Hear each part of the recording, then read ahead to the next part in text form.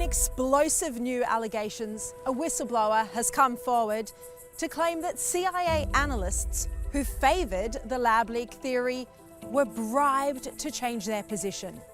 The reason? To take the focus off China and the Wuhan Institute of Virology. Over at the office of the Director of National Intelligence, Adrian Keane, who's in charge of global health security, was also understood to be pushing the natural origin narrative. We can now exclusively reveal that in a clear conflict of interest, she has a history working with the World Health Organization. I had found out that apparently she was an outside advisor also to the World Health Organization. They are a political agency, they're a UN agency. It's just not appropriate to do work for a foreign power, and that would include the United Nations. She was, I believe, an advocate for zoonosis, but she was very involved in discrediting the information that we were trying to present to the Secretary of State. Adrian Keane and the ODNI, the peak intelligence body in the US, didn't answer my questions about whether Keane had disclosed this conflict of interest. Instead, they sent this statement, saying they'd complied with all of the intelligence community's analytic standards, including objectivity.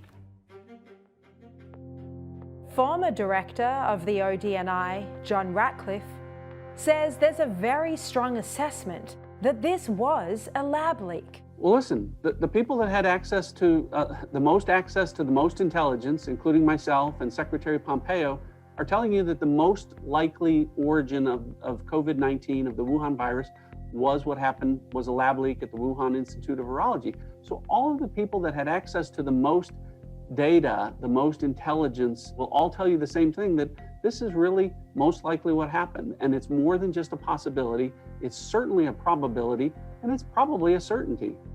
Perhaps one reason they're so adamant is because of a crucial witness the FBI has been cultivating over the past 2 years. It's a close relative of a Chinese military scientist who worked with the Wuhan Institute of Virology. He's published almost 60 papers just on his study of SARS, and he was a professional vaccinologist, meaning is that his study was focused on vaccines. His name, Dr. Zhou Yusen.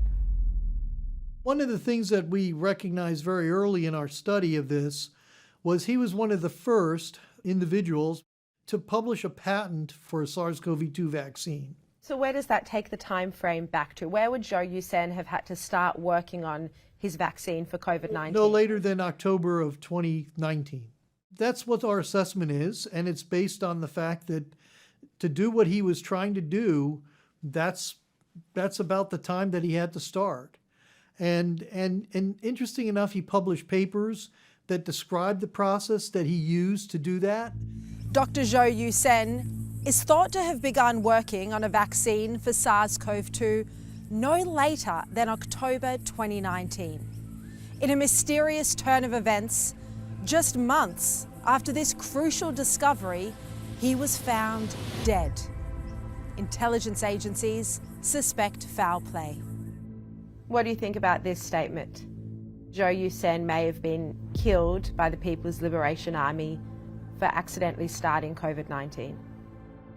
It's certainly possible.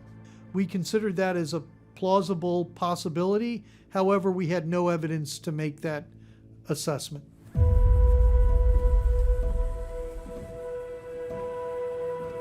The Proximal Origins authors have been approached for comment and to appear on this program. As yet, no response.